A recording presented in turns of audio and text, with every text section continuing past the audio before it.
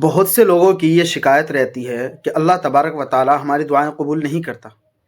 یعنی ہم دعائیں کرتے ہیں، نماز بھی پڑھتے ہیں، لیکن نماز پڑھنے کے بعد جو دعا کرتے ہیں وہ دعا اللہ تبارک و تعالی قبول نہیں کرتا۔ حالانکہ ایسا کچھ نہیں ہے، اللہ تبارک و تعالی ہر دعا قبول کرتا ہے۔ ہم جو سب سے بڑی غلطی کرتے ہیں وہ غلطی ہماری یہ ہے کہ ہم اللہ تبارک و تعالی پر توکل نہیں کرتے، بھروسہ نہیں کرتے۔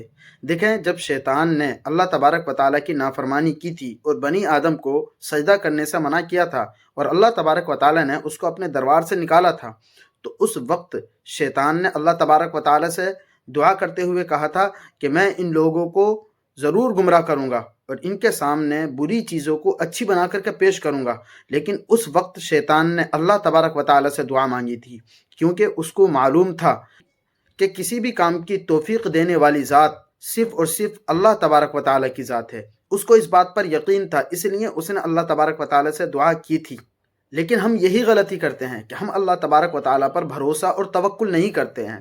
ہمیں کوئی بیماری لاحق ہے تو ہم ڈائریکٹ ڈاکٹر کے پاس پہنچ جاتے ہیں، حالانکہ ہونا یہ چاہیے کہ پہلے ہم اللہ تبارک و تعالی کے سامنے سجدہ ریز ہو کر کے اس سے دعا کریں، اس کے بعد اسباب اختیار کریں۔